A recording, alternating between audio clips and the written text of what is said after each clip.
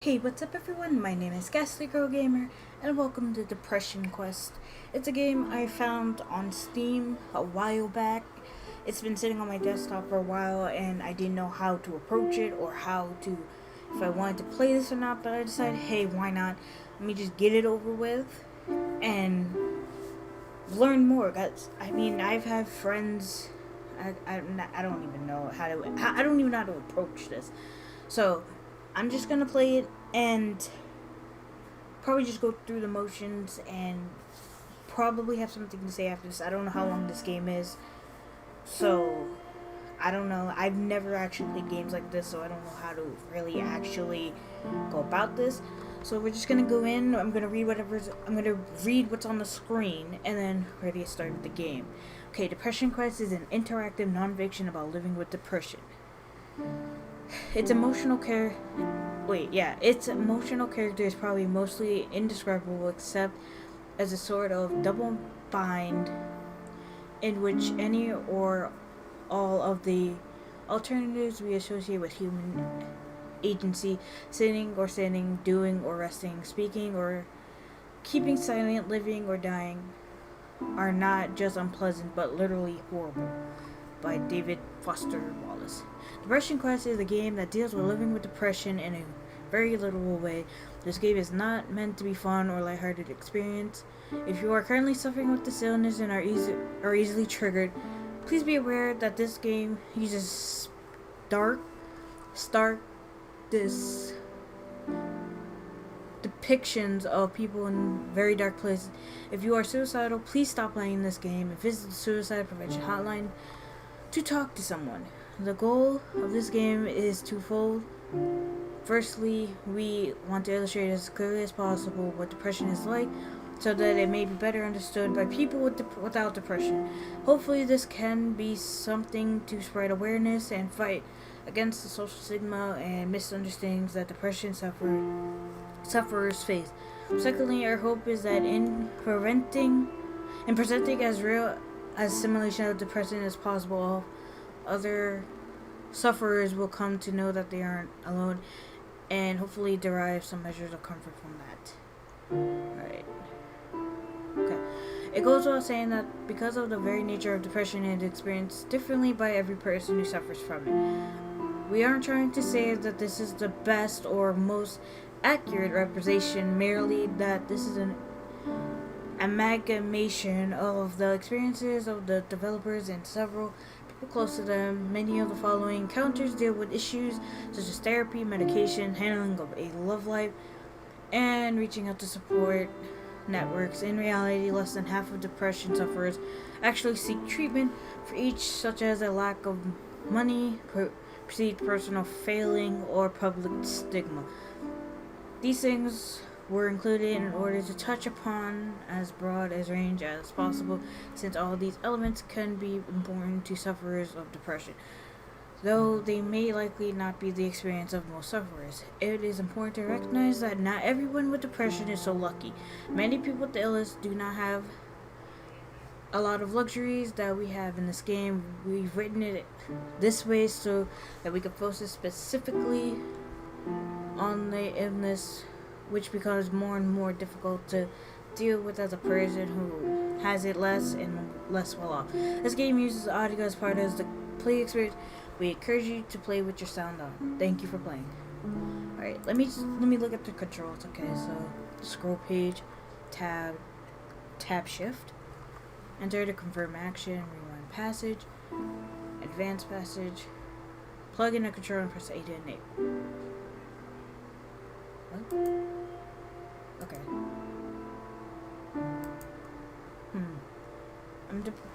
I think I'll just play with the keyboard and mouse. How do I go back?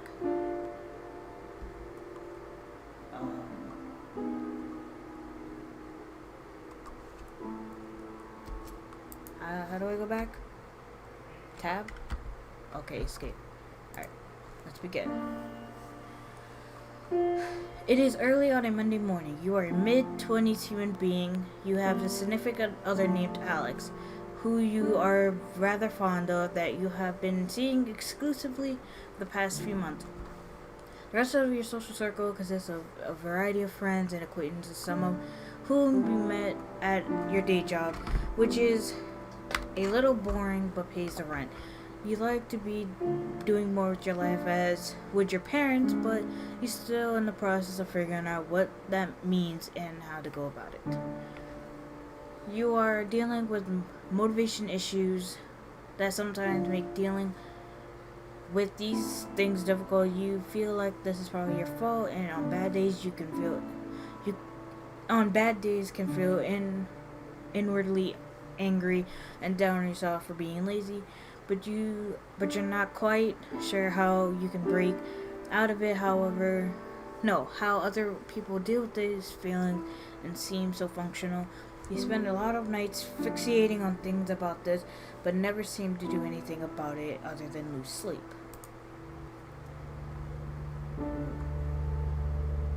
It is an unseasonably warm Wednesday evening. You spent the past several hours at work. The past week or so, you found your job motivation flagging more so than usual. You've been in a fog practically all day today, simply going through the motions without realizing even what you've been doing half the time, and yet time seems to be moving at half speed. So you're so checked out that when your boss approaches you to tell you that it's dead and you can go home early, it barely registers. Okay. As you walk home, the streets hiss from the recent rainfall.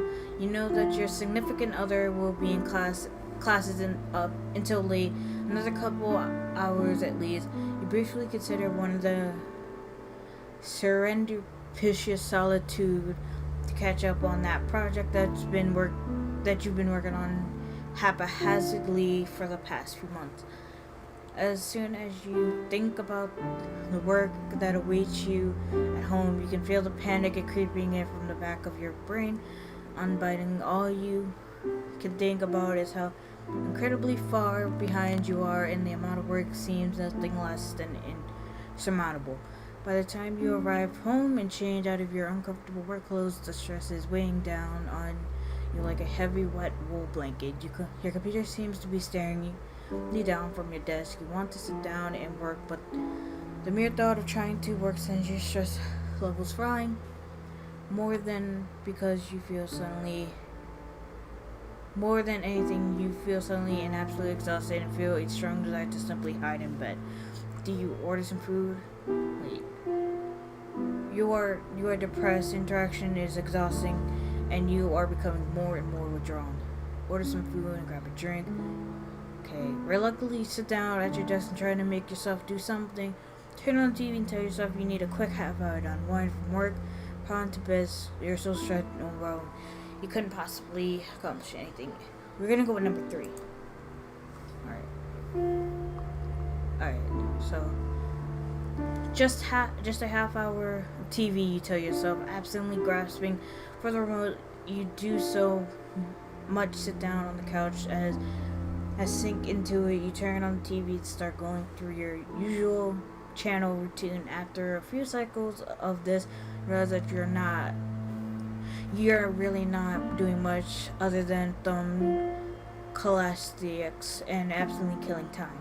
You check the clock and you see that over 20 minutes have already passed since you sat down.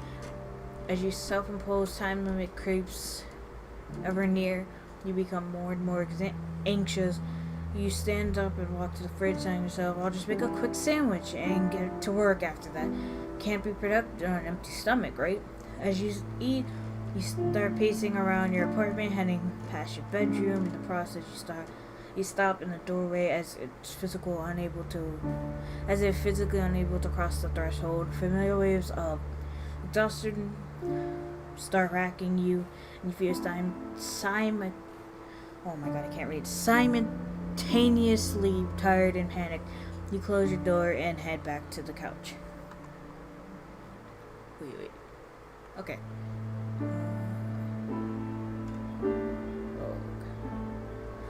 It's still early, yet you tell yourself, as long as I get to work in an hour, I'll have plenty of time to be productive. As you flip channels and let the CSI and Jeopardy reruns wash over you, and you sink deeper into the couch, feeling as once encroached upon the shield by being quite literally swallowed up by it. As the second hour draws near, sure enough, you find yourself getting anxious and jittery. You repeat the fridge, pace, couch process a couple more times before you look at the clock and realize that several hours have passed.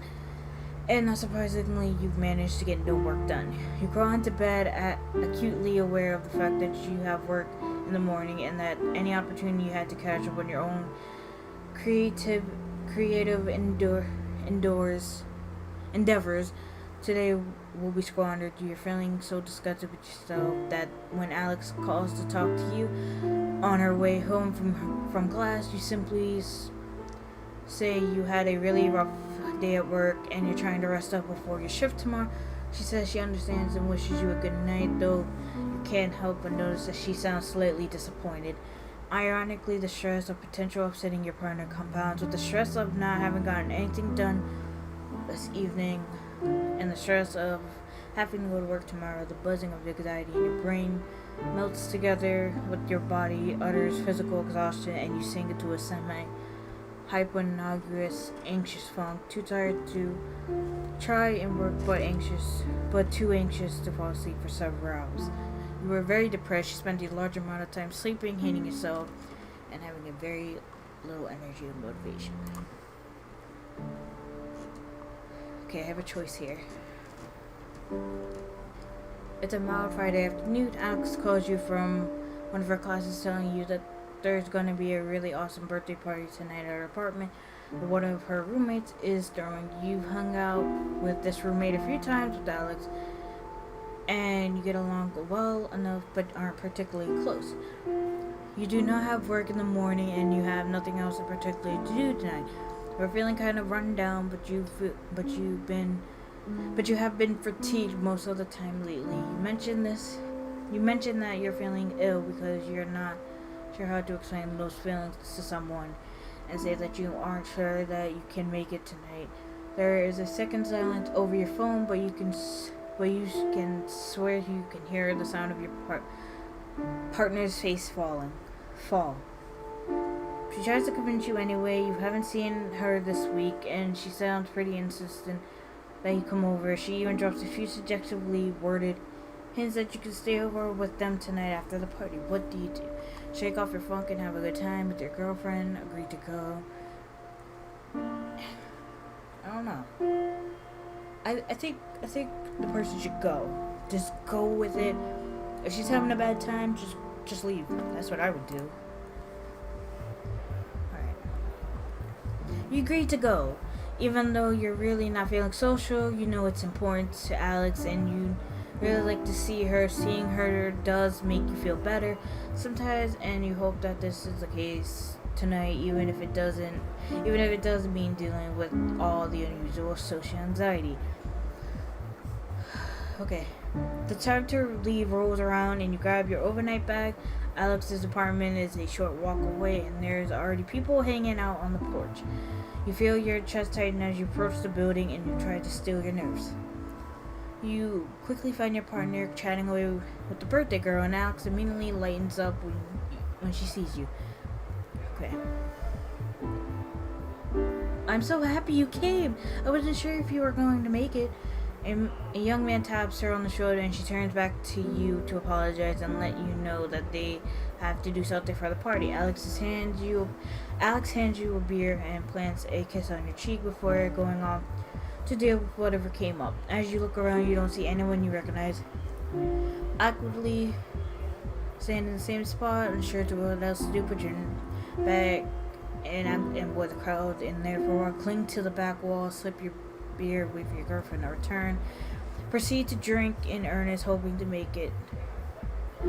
makes you less uncomfortable. You are very depressed. You spend a large amount of time sleeping, hating yourself. You are not currently seeing a therapist. You are not currently taking medication for depression. Alright, so I don't know. Let's see. You could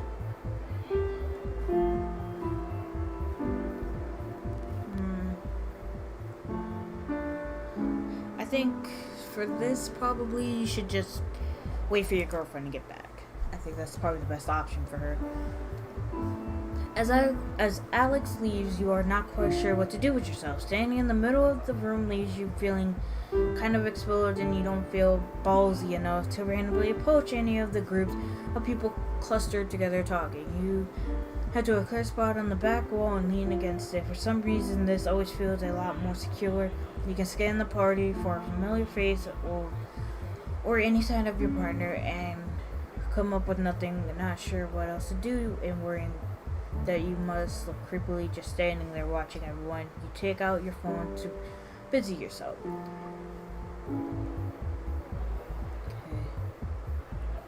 20 simultaneous games of Bejeweled Blitz later, your partner returns. You spend the rest of the night with Alex, occasionally being introduced to people and nodding along with group conversation, even if you don't participate that much.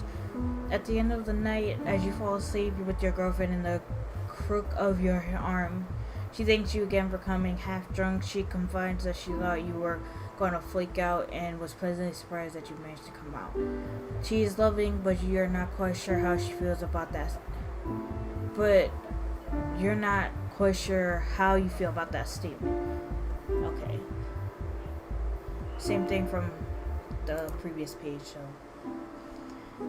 Okay, let's see. Okay, I have a choice here. It's a little afternoon on a muggy Saturday. Your mother has come over for a surprise visit, claiming loudly that she doesn't see you enough, so she decided to invite herself over.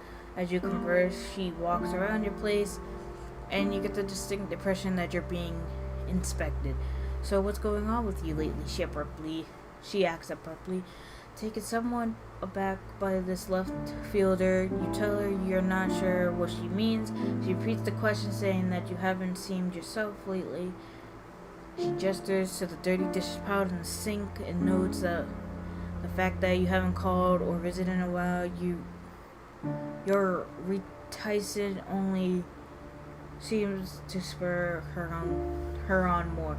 She presses you, asking if you're having problems at work or with Alex, and you're getting to feel increasingly battered by her sudden, well-meaning but overwhelming inquisition. Under her questions, you become increasingly uncomfortable. You want to be able to explain to her how you've been feeling, but the truth is that you're not really sure yourself. Nothing horrific has happened at work or with your significant other or friends or anything like that, but all the same, you can't deny that lately you just felt drained and as though you're not really here. Okay. You wish you could tell your mother these things, but she hasn't been approachable about negative emotions in the past. She's the kind of person who holds the opinion that the solution to any problem is simply try harder and attain a positive attitude stance. That is reared its head in the past conversation when you began to explore the subject with her. You know she's unlikely to be understanding, and you feel the energy drain out of you when you imagine what would happen if you managed to blurt out everything you are feeling. What do? Try to be honest with her.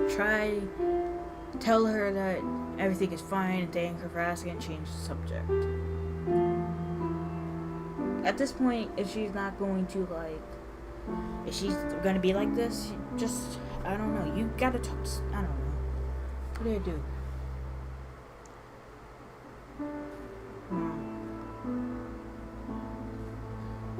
I would just tell her everything's fine for now. Because she's kind of a bitch, to be honest. So just tell her everything's fine. Okay. I'm okay, Mom, really. Thanks for worrying about me. Your mother looks at you from across the room with furrowed brows, and you wonder if the tone in your voice was the least bit convincing. She slightly opens her mouth as though she was about to say something more, but instead she digs through her purse for herself, having apparently decided against it. Well, as long as you're okay, honey, her voice trails. Okay, I can't scroll anymore. As your mother returns to what amounts to more or less small talk, you realize that this is part of the conversation has happened a lot recently. Someone will express concern for you or ask if you're okay. Out of seemingly nowhere, you tend to find that it's simpler to just declare that you're okay than find the right words for complicated and murky feelings. Besides, since none of them are in reaction to a specific event, maybe you really are okay and complain about nothing anyways. Some days when you insist that you're okay to those who ask, you have to wonder if you're trying to convince them or yourself. Okay, nothing has changed for these boxes yet. Alright. My choices are getting slimmer. Oh, alright. We'll do that many. It is a lazy Sunday morning. You are idly clicking around online as your phone rings. Sam, a co-worker of yours that you're friendly with, asks how you are and makes hurried small talk with you. You typically only ever talk to him on the phone when one of you needs a shift coverage, so it's slightly awkward. You're waiting in anticipation for him to ask you to come in on short notice when he veers the conversation a completely different direction. How do you feel about cats? He asks. Mine had kittens a few weeks ago, and I'm having an awful hard time finding a home for the last one of the litter. You don't have any pets, right? It takes you a moment to process the new information. You're caught off guard as he begins to earnestly try to sell you on the idea of taking the last kitten off his hands. It's not something that you specifically considered before, and he seems fairly insistent. She's a real sweetheart, really loves people. She's got all her shots already taken care of, and the vet says she's healthy as a horse. I could bring her over to your place tonight if you're interested. Okay, right. I gotta stop. Okay. You look around your apartment, try to picture Kat in it as he continues to tell you about it, how cute she is. You tell him that this is all kind of sudden and that you don't have anything for the kitten set up here. Oh, don't worry about it. I can bring over little blocks and food and all that since you'd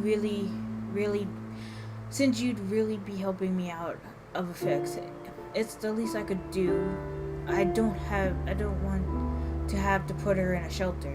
You can't help but feel like you're being guilt tripped, but you decide to give it some serious consideration. It does get awfully lonely around your apartment. It might feel less empty with a cat around. However, since you've been feeling so down, it might not be a good idea to take the responsibility of a cat, even if they are fairly low maintenance. What do you do? Anything change here? Okay. Become a cat owner. You could use the companionship, the kind you're not good enough for a place to be taken notice. You don't like cats.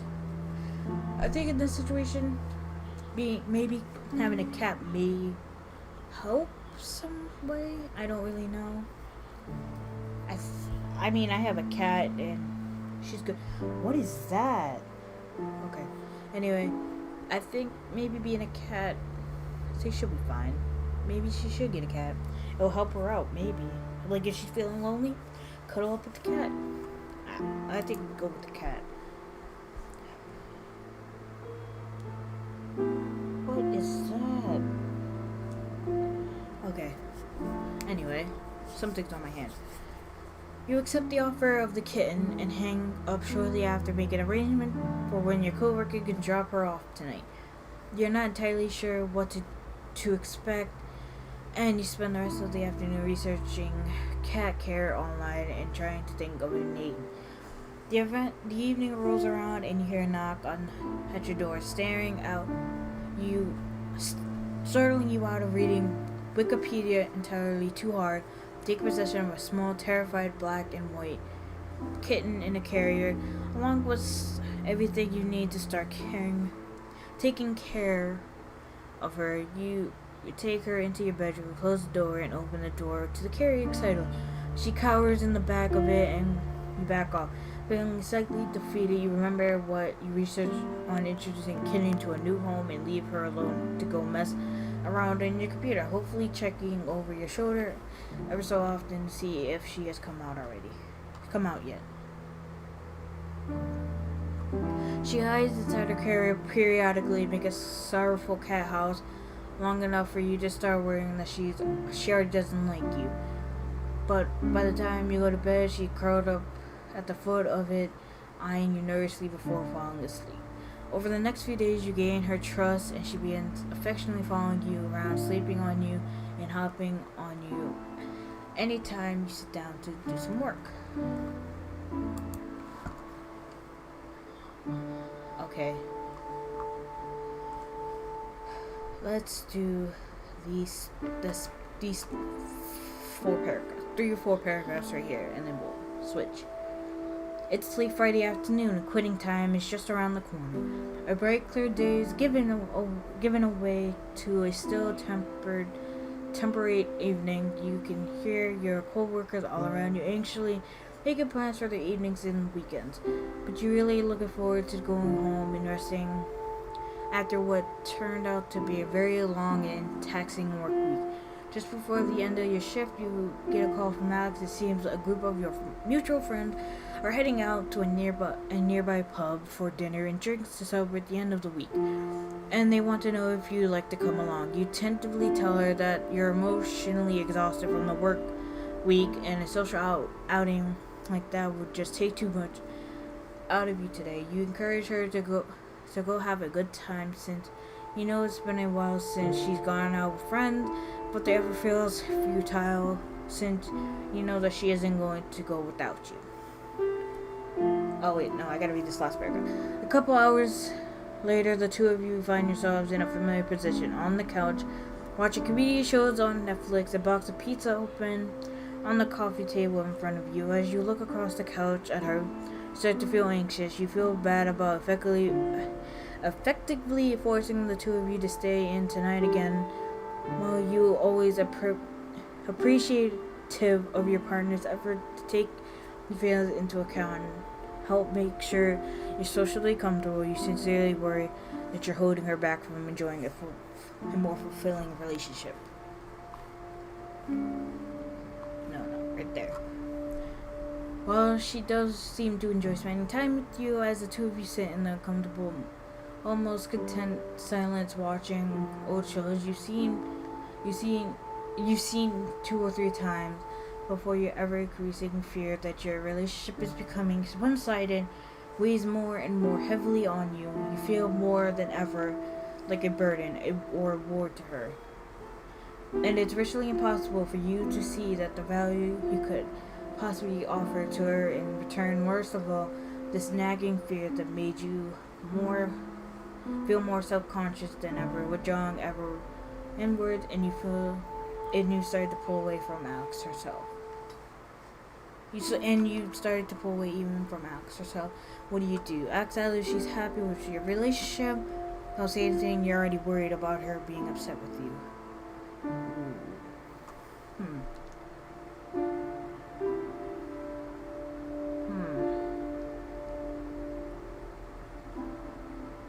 I'm gonna ask. Why not? We should ask. Okay. You look over at Alex, who hasn't noticed you're watching her yet, and you try to paraphrase. No, you try to paraphrase.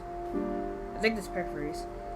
Though expression on her face, you worry that it's one of the sheer boredom and bare tolerance. You wonder if she's thinking about all the fun things she could have been doing tonight if she wasn't trapped on this couch with you ordering from one of the same 3 takeout places you always order from. A sense of disappointing her creeps over you as you picture what the night could have been if you had just accepted the invitation she had made earlier.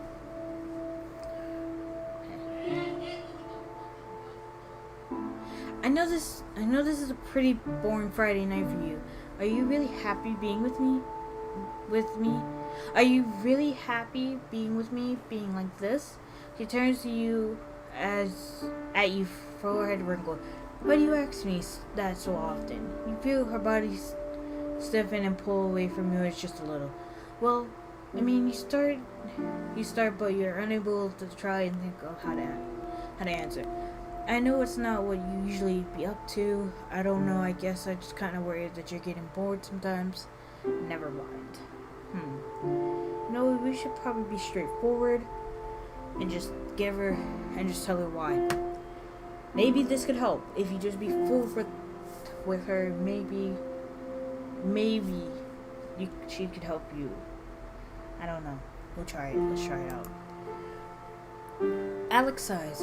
Look, if that were the case, I would let you know. I don't think you're boring. You're more of a homebody than I am. I'm learning to deal with that. Deal with it? You think they're repeating it in your mind? Does she see you as a problem to be dealt with? You try to pick her reply apart in your mind, and all of your conclusions lead to your previous worry that you're holding her back. And you begin thinking that the phrase was chosen without too much deliberation. And despite her attempts at reassuring you, that slip of the tongue revealed her true feelings. As you picture how much fun she would be having right now if only you accepted her invitation and managed to somehow get over your reservation anxieties despite not knowing how to go about that, she calls back up to you. Thanks for putting up with me, he said, staring at the TV without actually watching it. She sighs in response. Nothing's changed. Nothing's changed in the boxes yet. It's a breezy Sunday afternoon. Well, that scared me a little bit. You allowed Amanda, an old friend from school that is in town for a weekend, to talk to you into leaving the house for coffee and catch up. You meet her in a small cafe and talk about what you've been up to since you last seen each other, and you can't help but feel like they are a lot more accomplished and interested than you are while listening to them talk about their life after school. When it's your turn to brief them in your activities, you feel anxious and ashamed. Give a very abbreviated version. You try to talk about your job as little as possible, and you feel incredibly boring while you describe it, despite her expressions sincere interest in you and your life. Amanda has known you for a long time. To read your mood and tone of voice, she leans in to ask you a question, but gently touching your hand, as look a genuine concern on her face. What's wrong? Do you test the waters and open up a little bit, hoping she'll understand? And said that nothing wrong, definitively asks what she means by that. Notice that your hands are shaking. Test the waters. I think you should test the waters and see what happens.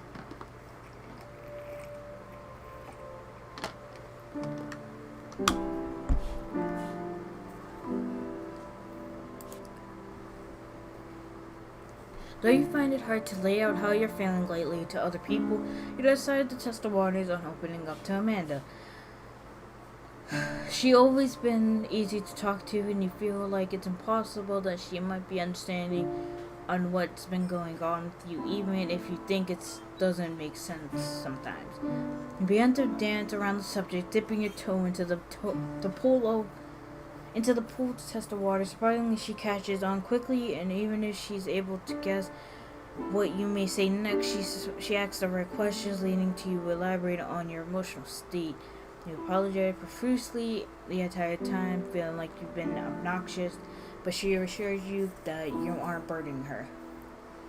Amanda reveals to you that her mother suffers from the clinical depression. Okay, hold on. Okay. And that she has spent many nights talking her through very similar feelings. She mentions that therapy and medication have helped her tremendously and suggests you give it a try. You fight it and feel somewhat like a charity case. But she tells you that she'll get the number of her mother's therapist and email it to you as soon as she can. Afterwards, conversation drifts back to small talk and shared hobbies, and you spend pleasant afternoons together for the rest of the day, and you wonder if therapy or medication could really help you. If you have an illness or simply complaining too much and remember horror stories you've heard about antidepressants, you are not sure what you'll do if she remembers to email you the number for the therapist, and you secretly hope that she'll forget about it and you could avoid dealing with it at all. Okay. Alright. Do I get a choice on this one? Yes, I do. Alright, so nothing's changed with the boxes yet. No. What are you doing? Okay. As a glaringly sunny Monday and one of the few days that your brother Malcolm is in town, you feel long enough for you two to actually see each other. You have a dental appointment that day, but you make plans for him to pick you up afterwards. Your appointment takes a little longer than expected because your dentist tells you that you started grinding your teeth in your sleep to a worrying degree. Given how nearly everything in your life has been feeling enormous and stressful lately, this doesn't come to a surprise to you. He suggests that you try to reduce your stress levels and fits you for a night guard. It feels awkward and too big for your mouth, and you feel embarrassed looking at your puffed up face in the mirror with it in. You finish up the appointment in a hurry and leave about a half hour overdue for a meeting. You always punctual brother in the parking lot. You finish up as quickly as possible and leave the building to scan the parking lot for your brother's car, but you don't see his old Civic. Anyway, you pass by a blue Camry and jump as it beeps at you, causing you to jump in surprise. It takes you a moment before you realize it, but it's Malcolm in the driver's seat. You hop in the passenger seat and compliment on his new ride. He mentions that it's a perk of a promotion he recently obtained at work. He starts telling you about how much more money he's making, how his career is really taking off, and how he's starting to look at houses with his wife soon. You clutch the bag containing the night guard in your hand, and you feel yourself clench your teeth as you think of your crummy apartment and how long it's been since you've been able to take a day off without having to worry about making ends meet. He's only 2 years older than you, but it feels like he eons ahead of you in every other aspect of your life. So, he asks, how did your apartment go?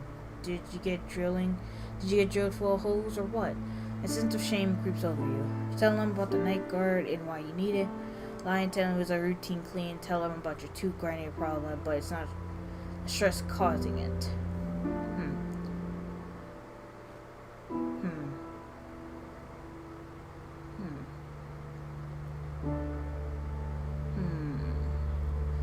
I think you could tell your brother.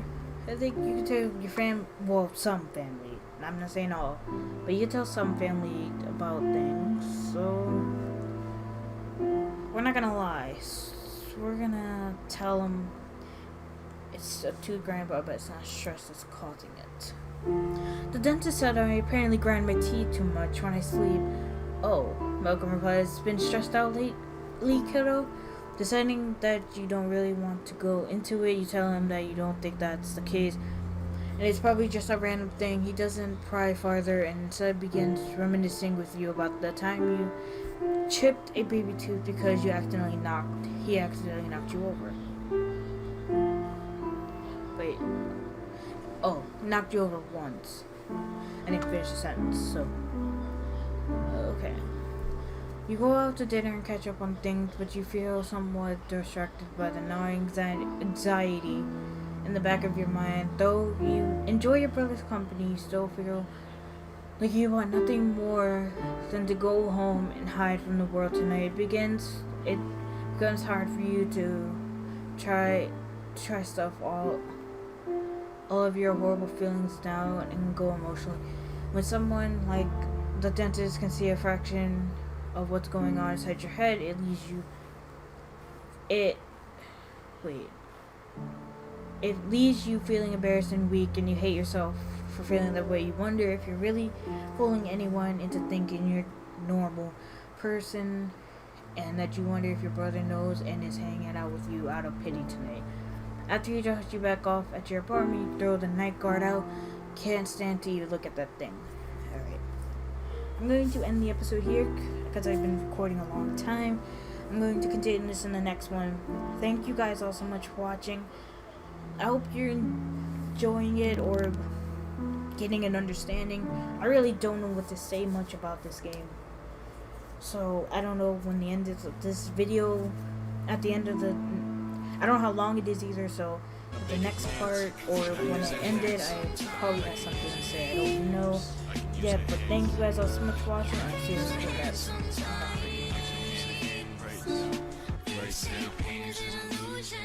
You wanna fight me to want to join our revolution? Yes. Great, comrade. Now go and kill. Now go and kill Taylor for Judas. I'll kill that motherfucker real quick.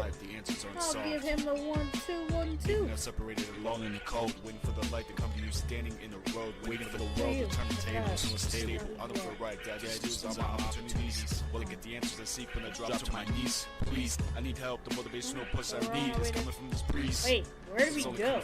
Kill him. Dude, is that my permission to go kill him? My stupid ass husband that can't fight worth a shit. Oh.